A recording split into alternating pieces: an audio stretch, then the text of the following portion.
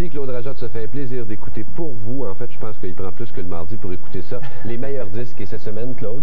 Cette semaine, pour commencer, j'ai la plus récente compilation de Gainsbourg. Gainsbourg qui est décédé, malheureusement. C'était vraiment, en ce qui me concerne, en tout cas moi, le parolier le plus important de la musique pop francophone du 20e siècle. Sûr et certain, il y avait vraiment une façon géniale de faire des tournures de phrases. Ça s'appelle De Gainsbourg à Gainsbar. Et c'est surtout un des très rares artistes à travers le monde à être capable de demeurer contemporain tout au long de son œuvre. Il a su savoir comment faire évoluer sa musique. Et la preuve, c'est qu'il y a une toute nouvelle chanson sur ce laser double qui s'intitule Requiem pour un con, qui est vraiment très 1991-90. Ça n'aura pas pu être enregistré il y a 5-6 ans, c'est sûr et certain. C'est vraiment un bonhomme moderne. Il y a aussi pour vraiment les grands malades de Gainsbourg, peut-être le coffret de luxe qui est offert. Pour l'instant, on nous offre ce disque laser double qui comporte 42 chansons, dont une inédite. On regarde un petit extrait de Mon Légionnaire. Je l'aurais aimé toute la nuit, mon légionnaire, et me laissant à mon destin, et parti d'un matin, plein de lumière. Il était mince, il était beau, il sentait bon le sable chaud. Mon légionnaire. Je dirais que Gainsbourg, c'est un peu comme la liberté. Il faut la perdre pour l'apprécier. Ah, peut-être. Je sais que sur cet album-là, en tout cas, il y a de toutes ces chansons, c'est par ordre chronologique à partir de 1958. Toutes les paroles sont là et c'est du répiquage, probablement parce que le son est absolument excellent. Maintenant, nos flashs. Cette nouvelle compilation du groupe britannique The Stranglers met fin à la première phase de leur carrière avec Hugh Cornwell, qui récemment quittait le groupe. Au menu, No Mercy, Golden Brown, Always the Sun, Peaches et 11 autres chansons géniales. Michael Field s'est fortement fait remarquer au début de sa carrière, mais depuis quelques années, on a tendance à l'oublier. Et ce n'est sûrement pas avec Heaven's Open que sa situation va changer. C'est bien fait, mais ça ne mène absolument nulle part. Avec Milli Vanilli et Vanilla Ice, pour n'en nommer que deux, le rap est devenu du rap dance, très commercial. Gerardo entre dans cette catégorie, mais lui, on peut le respecter car il donne le crédit à tous les artistes qu'il a échantillonnés, mais il est très sexiste. Jelly Bean est quasiment le seul ingénieur de son spécialisé dans les remixes à avoir pu faire le pas vers la carrière solo. Spillin' the Beans est son 3e album et devrait être un délice pour les amateurs de bonne musique dance. Aimez-vous le jazz? La majorité des gens ne le savent pas trop en fait, tout simplement parce qu'ils ne connaissent pas le genre. Remédie à ce problème avec I Like Jazz, incluant 8 titres de Harry Connick Jr., en passant par Branford Marsalis et son frère Wynton Marsalis, qui vient tout juste de sortir Intimacy Calling Standard Time Volume 2, un disque plutôt relaxant qui n'inclut pas de son énervant dont vous avez peut-être peur dans le jazz. 12 titres enregistrés numériquement, c'est vraiment un petit bijou. Après une semaine dans le coma, Phil Lynott, leader de Thin Lizzy, mourait le 4 janvier 86 et le rock venait de perdre un de ses meilleurs compositeurs. La compile Dedication comporte 18 succès.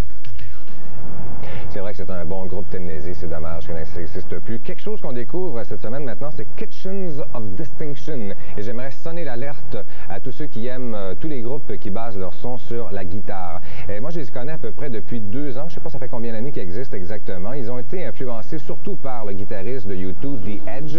Et si je peux donner un autre nom aussi, si vous aimez les Chameleons UK, vous devriez bien aimer ce groupe-là. Ça ne fait pas, par exemple, imitation de U2, de Chameleons UK. Ils ont quand même su créer leur son.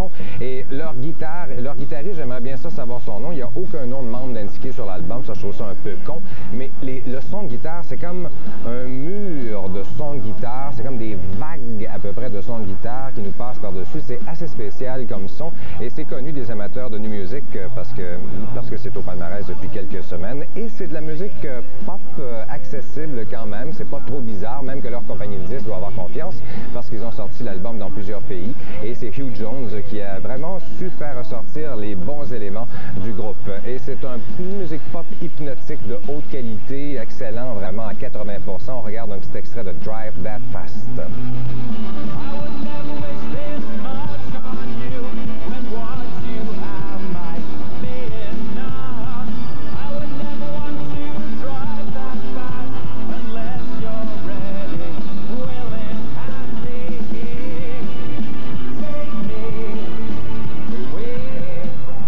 Hier, c'était la journée de la Terre et en terminant l'émission, on a présenté écouté un des clips de Rain Tree Crow. Ah oui, Ils sont ok. très engagés pour l'environnement, ces gens-là. Ouais, ouais. C'est... Palmarès. on a des Palmarès, on a des palmarès? Avant de parler de Rain Tree Crow? Oui. Certainement. Allons-y au palmarès. Allez, sans plus tarder. Au Québec, les meilleurs vendeurs cette semaine en 5e, Rock Voisine, 4e, Marjo, 3e, Laurent Jalbert, 2e, Luc de la Rochelière et au numéro 1, Alain Morisot, Sweet People. Aux États-Unis, les 45 tours les plus populaires en 5e, C+C Music Factory, 4e, High Five, 3e, Wilson Phillips, 2e, Roxette et au numéro 1, Amy Grant. En Angleterre, les albums les plus populaires en 5e, Deborah Harry and Blondie, 4e, Roxette, 3e, R.E.M., 2e, Rod Stewart et au numéro 1, Eurythmics. C'est ça, hier, Fax se terminait avec ça, j'en avais parlé au Rock Flash plus tôt. Rain Tree Crow, en fin de compte, c'est un groupe qui s'appelait Japan auparavant, qui a en disqué entre les années 78 et 83. Et il y a 2 ans, il y avait des rumeurs à l'effet qu'ils se reforment avec les 4 membres originaux. Alors, c'est chose faite. Il paraît qu'ils veulent pas du tout qu'on les associe à Japan. Ben oui, ben ça en cache, évidemment. C'est eux autres, tu sais, c'est comme si, je sais pas, un groupe comme changeait de nom puis ils voulaient pas. C'est un peu con comme réaction, mais bref, ça ressemble à du Japan, bien sûr. Moi, j'ai jamais été un gros fan vraiment de Japan, même si je pèse quasiment 200 livres, mais quand même, j'aimais aussi plus ou moins David de Sylvian, mais c'est quand même de la musique qui est très bien faite, qui est très planante, des arrangements très subtils, qui me rappellent un peu les sons élaborés par Peter Gabriel, par David Byrne. C'est un album qui est très tranquille aussi, un peu comme le dernier Talk Talk était. C'est doux, New Age peut-être? Ah non, je dirais pas New Age. C'est parce que New Age, pour moi, c'est poubelle à peu près, quelque chose du genre. C'est donc poubelle, New Age. Je ne dirais pas que Rain Tree Crow, c'est dans le genre. calme cette semaine. Calme. C'est un album atmosphérique, mais quand même divertissant. Et on regarde un petit extrait de Blackwater.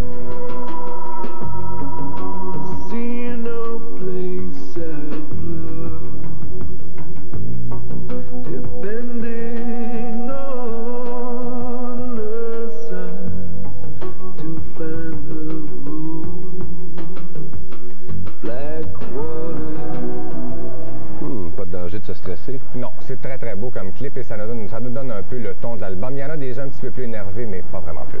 Merci Claude. Ça fait plaisir. Voilà, à ne pas manquer samedi soir au Spectrum, si vous avez une petite chance, l'excellent Living Colour pour son 4e passage à Montréal. Et si vous le voulez bien, on va se laisser avec un clip que j'aime beaucoup, Open Letter to a Landlord. Ici Francis B, au nom d'équipe de Fax, bonne fin de soirée à notre antenne.